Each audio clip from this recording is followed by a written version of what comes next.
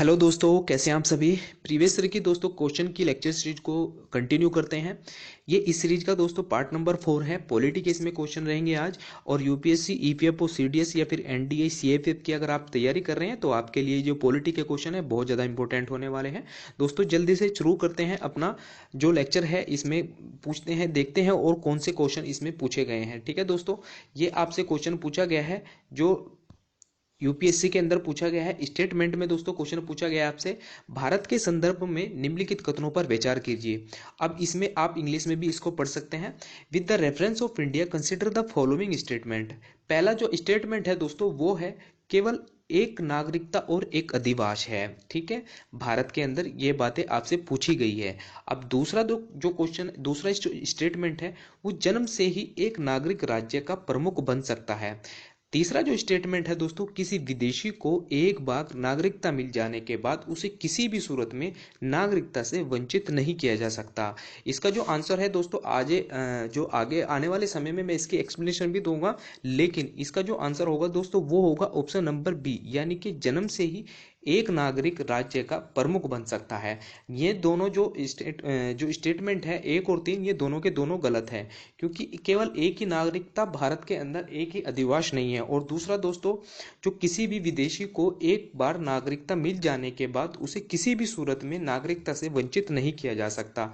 ये इसको बात को आपको ध्यान रखना है। कोई अगर विदेशी आके भारत की नागरिकता ले लेता है तो क्या वो ऐसा करता है कि कभी कोई ऐसा गलत काम करता है, भारत की वो नागरिकता भी छिन जाती है। इसी प्रकार से दोस्तों अगले क्वेश्चन की तरफ चलते हैं। उसमें क्या पूछा गया है, निम्नलिखित में से कारकों में से एक घटक है उदार लोकतंत्र में स्वतंत्रता की सबसे अधिक सुरक्षा है। इसमें क्या कहा गया है दोस्तों, इसमें कहा गया है कि प्रतिबद्ध न्यायपालिका है, शक्तियों का केंद्रीकरण है, चुनी हुई सरकार है, या फिर अधिकारों का विभाजन है। Which one of the following factor constituent the best safeguard of liberty in a liberal democracy. A committed judiciary, b centralisation of power, c elected government, d separation of power. इसका जो आंसर है दोस्तों वो है option number D, यानी कि separation of power इस question का आंसर होगा। ठीक है, अब अगले क्वेश्चन की तरफ चलते हैं दोस्तों। कौन भारत में निम्नलिखित में से एक राज्य व्यवस्था एक आवश्यक विशेषता है जो इंगित करती है कि यह चरित्र संघीय है। आपको फेडरल करेक्टर के बारे में बताना है, जो कि आज का ये लेक्चर इसी के ऊपर डिपेंड होने वाला है। ठीक है दोस्तों, और दोस्तों मैं इसमें आपको जो स्टेटमेंट है, जो इसके ऑप्शन है वो पढ़ देता हूँ। The independence of judiciary is safeguard, यानी कि न्यायपालिका की स्वतंत्रता सुरक्षित है। The union legislature has elected representative from the constituent unit. Option number c, the union cabinet can have elected representative from regional parties. Option number d, the fundamental right are enforceable by court of law. ये इस question का जो answer होगा दोस्तों वो होगा option number A, यानी कि जो न्यायपालिका है वो स्वतंत्रता है और सुरक्षित है। ठीक है, अब मैं बात करता हूं दोस्तों भारत के फेडरल सिस्टम के बारे में, और भारत के और राज्य जो सेंटर होते हैं और जो हमारे देश के अंदर जो राज्य हैं उनके बीच में किस प्रकार के संबंध हैं। ठीक है दोस्तों जब हमारा देश आज़ाद हुआ था उस टाइम के जो हमारे बुद्धिजीवी, हमारे जो फ्रीडम फाइटर थे, उनके द्वारा दिमाग में कहीं ना कहीं बातें आ रही थी कि जब हमारे देश आज़ाद हुआ 514 रियासतों में हमारा देश बटा हुआ था, और जो सबसे बड़ा जो शेर जाता है उनको इकट्ठा करने को सरदार वल्लभ भाई पटेल को जाता है।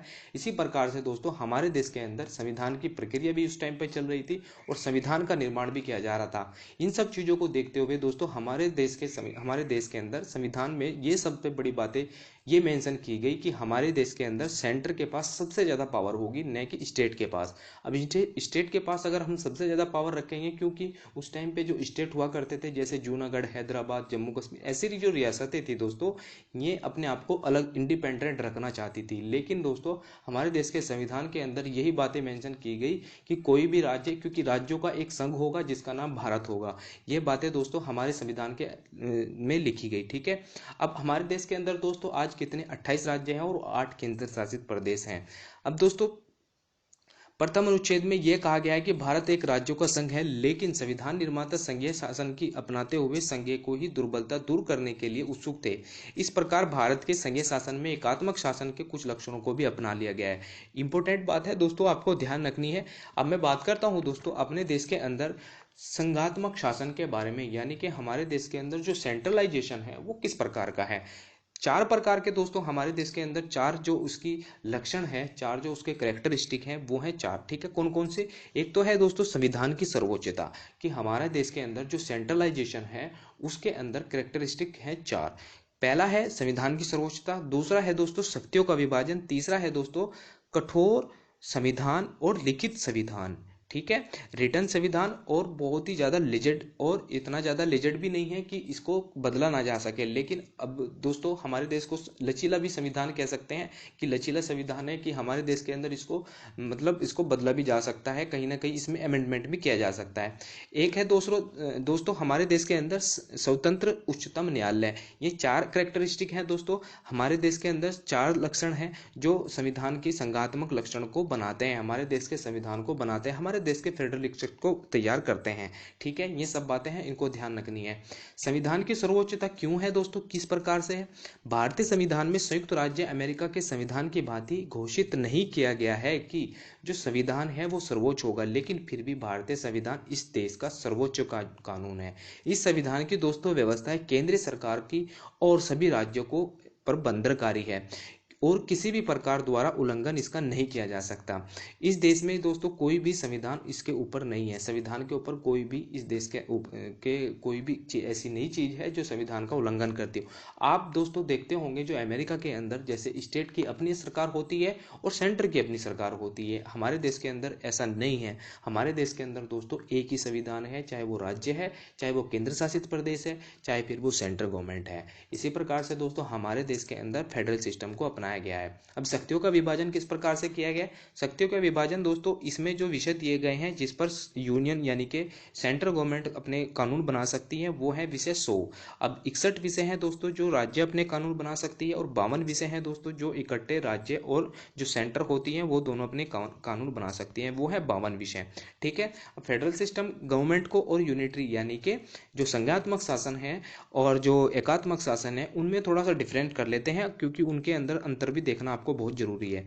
दोस्तों फेडरल सिस्टम के अंदर मैंने आपको बताया अभी कि डबल सरकार आती है, यानी कि ड्यूअल सिस्टम होता है। किस प्रकार के? सेंटर के पास अपनी अलग पावर, यानी कि सेंटर में अलग गवर्नमेंट बनती है, और स्टेट के पास अलग गवर्नमेंट बनती है। जैसे आप देखते होंगे 28 राज्य हैं दोस्तों, 28 राज्यों की अपनी अलग अलग सरकार है, और सेंटर के पास सेंटर अपनी अलग सरकार है। सेंटर के पास सबसे ज़्यादा शक्ति होती है, बाह्य शक्ति होती है, जैसे कि विदेशों के लिए यात्रा, जो डिफेंस होते हैं, पुलिस होती है, उनकी अलग अलग होती है, ठीक है।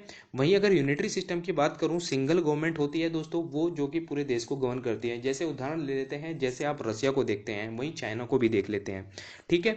रिटर्न कॉन्स्टिट्यूशन है फेडरल के अंदर दोस्तों। यूनिटरी के अंदर दोस्तों रिटर्न भी हो सकता है और हो भी नहीं सकता है। जैसे फ्रांस का दोस्तों रिटर्न है, रिटर्न ऑफ एग्जाम, लेकिन उसका यूनिटरी गवर्नमेंट है, ठीक है। जो अनरिटन है, जैसे आप देखते होंगे ब्रिटेन का जो है अनरिटन है, यानी कि वो लिखित संविधान नहीं है। भारत के अंदर दोस्तों दुनिया का सबसे बड़ा लिखित संविधान है, और दुनिया की सबसे बड़ी डेमोक्रेसी भी हम ही कहलाए जाते हैं, ठीक है। Division of government power between the national and the regional government.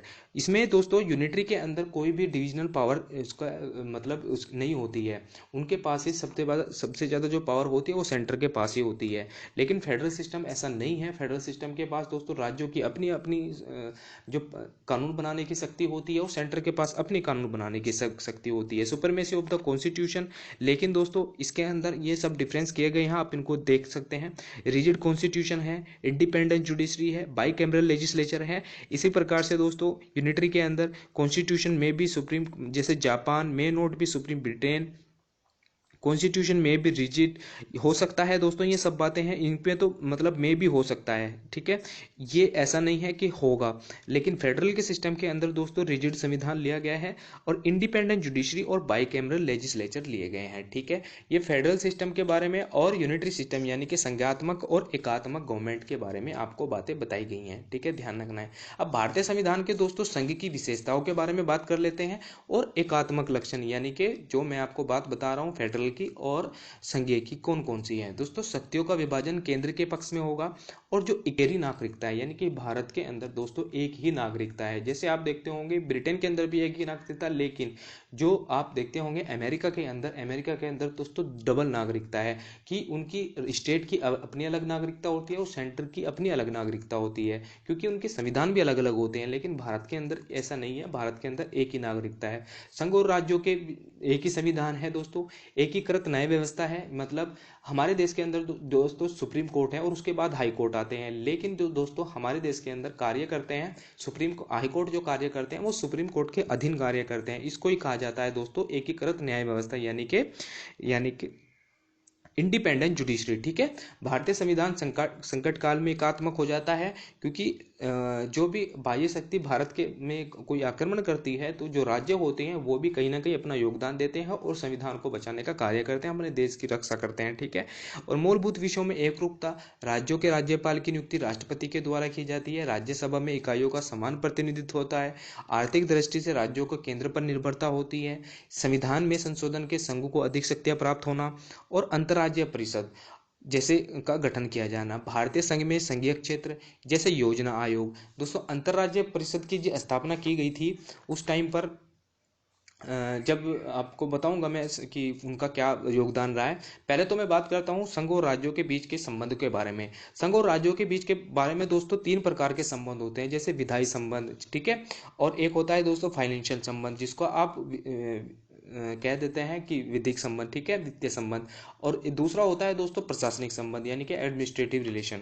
ठीक है, ये सब बातें हैं, इनको ध्यान रखनी है। दोस्तों विधायी संबंध के बारे में यानी लेजिस्लेटिव रिलेशन के बारे में दोस्तों तीन प्रकार की सूचियां दी गई हैं, आप इनको देख सकते हैं। जैसे जो सब्जेक्ट होते हैं वो संघीय सरकार इन पर कानून बना सकती है, और जो 61 सब्जेक्ट होते हैं उन पर स्टेट गवर्नमेंट सरकार कानून बना सकती है, और जो 52 सब्जेक्ट होते हैं दोस्तों इन पे दोनों इकट्ठे कानून बना सकते हैं।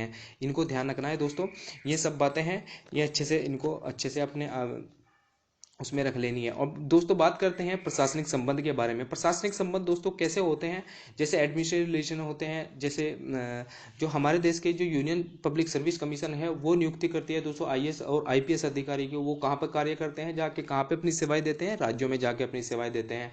क्योंकि दोस्तों जो एडमिनिस्ट्रेशन सिस्टम होता है वो सेंट्रल गवर्नमेंट का ऐसा नहीं होता है कि वो कहीं अलग से अपने कार्य करते हैं, लेकिन अधीन किसके कार्य करते हैं, वो करते हैं दोस्तों सेंट्रल गवर्नमेंट के। कार्य किसके अधीन करते हैं, राज्य सरकार के। ठीक है, ध्यान रखनी है दोस्तों। अब एक होती है inter state council. Inter state council की स्थापना 1990 में की जाती है। किसकी समिति के आधार पर, कौन इसकी रिकमेंडेशन देता है, जैसे राजमान्य आयोग या प्रशासनिक सुधार आयोग या सरकारीय आयोग। इसके द्वारा दोस्तों 1987 में अपनी रिपोर्ट प्रस्तुत की गई और 1990 में दोस्तों जून में इसकी स्थापना की जाती है। इसके स्ट्रक्चर के बारे में बात करें तो दोस्तों प्रधानमंत्री इसका प्रधान अध्यक्ष होता है और राष्ट्रपति द्वारा परिषद के केंद्रीय मंत्रिमंडल के 6 सदस्यों को मनोनीत किया जाता है।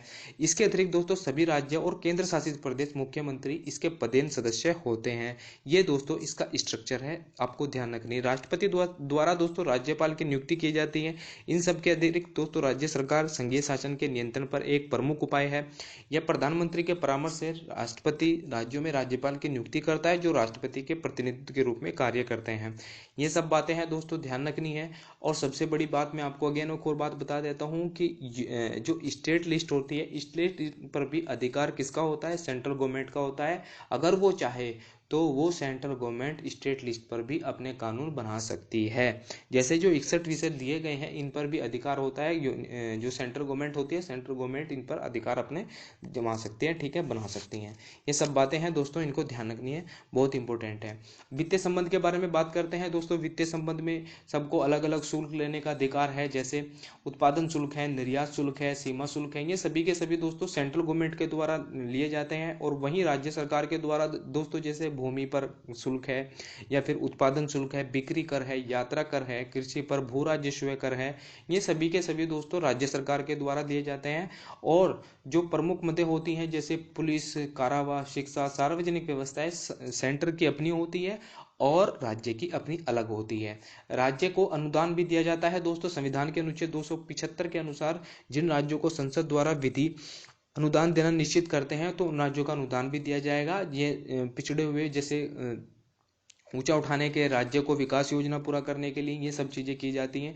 सार्वजनिक ऋण की व्यवस्था भी की जाती है। वित्त आयोग का 280 के तहत व्यवस्था की गई है। वित्त आयोग का गठन किया जाएगा। हर 5 साल में दोस्तों राष्ट्रपति वित्त आयोग की स्थापना करेगा। ये सब बातें हैं दोस्तों, इनको ध्यान रखनी है।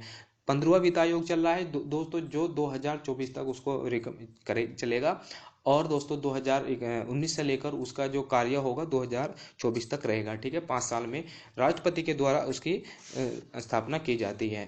ये सब बातें दोस्तों मैंने जितनी भी बताई हैं, आशा करता हूँ आपको सब बातें अच्छी लगी होंगी। अगर वीडियो अच्छा लगा है तो दोस्तों वीडियो को लाइक जरूर करें। अगर आपको चैनल को सब्सक्राइब भी करना है, क्योंकि आने वाली वीडियो भी आपको मिलते रहे, तो बेल आइकन को भी जरूर दबा दीजिए। थैंक यू दोस्तों, मिलते हैं अपनी नेक्स्ट वीडियो में।